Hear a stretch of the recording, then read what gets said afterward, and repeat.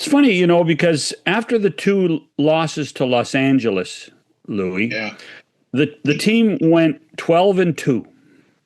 Did we all get fooled with the depth? Did we all buy into, gosh, this team is deeper and it's better than last year? Or was it all just Florida being that much better than anybody else in the National Hockey League? Combination, John, I think. I think that, listen, they did get depth scoring. I think going into the final, they were the deepest team as far as production down the lineup. Florida proved that in the final, their top three lines, especially, and even their fourth line, I got to give them a lot of credit. They didn't play a ton of minutes, but when they were out there, they were force. They played the system. They played hard. They made it hard for you to create anything on them. And they were big and physical. But I would say that Florida was a step ahead. And I think Florida, going to 3 straight Stanley Cup finals, got better as the series went on too. It could have gone the other way. You have to think that the accumulation of those games for Florida, you thought might have taken a toll in the series. I thought they got better as the series went on. I think they just settled into the series. They understood what they had to do. They had a game plan, and they exercised it. They deployed it to a T. So give them a lot of credit. That's a great team. And I think every player to a man in Edmonton's dressing room said that last night after the series. Like, this was a very difficult team to play against 2 years in a row. And they might have even been better this year.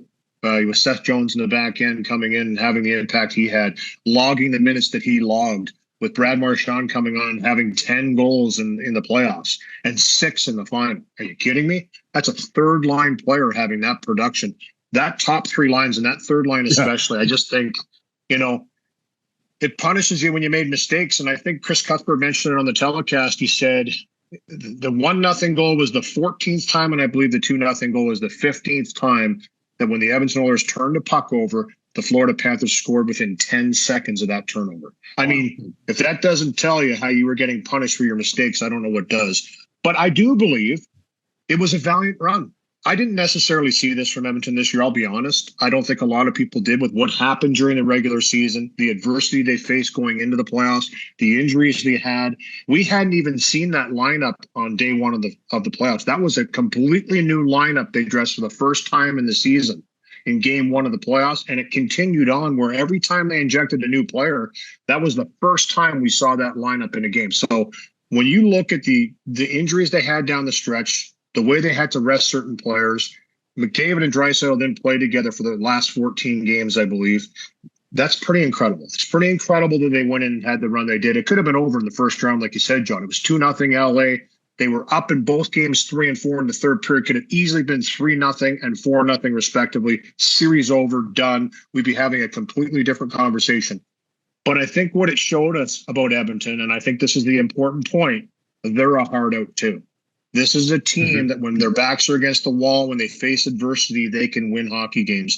I think they ran out of gas. I truly do. I think they ran out of gas. And because of that energy levels going down, when you're chasing as much as they chase, we just talked about 8 come from behind victories, you're going to make mental errors.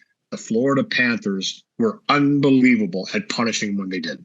Yeah, that's a great point, given what Florida's been through. We were focused on going to 3 straight finals and the attrition impact on their side. But Edmonton had 2.5 deep runs, and we kind of overlooked that part. Yeah, we do. And I think it's just because, let's face it, I think there's a lot of people who wanted to see Edmonton win that series. You know what I'm saying? It's like any other time in any league. When you see a dynasty and you see a team that's there all the time and winning, eventually you kind of get sick of them being there. I don't care who you are. Florida Panthers are happy with it. They've got a real great thing going, and they're not going anywhere, by the way. They're not going anywhere. They're potentially going to get there for the first time in a long time, 4 straight Stanley Cup finals. I don't see why we wouldn't think that they're going to find a way to get there again next year. They're just getting more comfortable in their own skin as an organization, as a team. They play a brand that's really hard to match. I believe they've morphed into Boston and Tampa. They had to. Those were the 2 juggernauts that they had to face in their conference that they were going to have to get through to get to the Stanley Cup final. Chop down Boston the 2 times they played them, and this year they took down the Tampa Bay Lightning. I thought Tampa had a chance this year to take them out. That's the one area you might be able to catch Florida is early. But as that series went on, and as every series went on in the playoffs, they found a way to get better and better. But 2 teams that have had lengthy runs. But if you look at the last 2 games, I just think that the pace that Florida plays with, I have to give them a lot of credit, because if I was a coach, and I know Paul Maurice has really implemented this, the dedication to working as hard as they work and forechecking as hard as they forecheck, it was every shift. They did not take a shift off. Now, when they did sit back a couple of times in the series, it didn't work well for them. But when they pushed, and last year up 3-0, they sat back a little bit. Edmonton pushed. They got it back to Game 7. What happened in Game 7? Exactly what happened in this Game 7. Big moments, execution, big-time players, all down their lineup. When they got their chances, they scored. Very opportunistic. Louie, I think the learning curve of being up 3-0 last year was top of mind last night for the Panthers. They weren't going to go through that. They weren't going to be on that flight for 6 more hours back to Edmonton. There was just there was just no way. There was just no way that they were going to do it. Edmonton came out flying. Yeah. Edmonton came out in that game, the first few shifts again, and you're sitting there saying to yourself, okay, this is how you have to play. You have to make them defend. You have to make them spend time in their own zone. They couldn't sustain it. They just couldn't sustain it. And one mistake, in the net. Second mistake, in the net. And when you do have that great start, there's one person that can stand in your way, and he did, and that was Sergei Bobrovsky.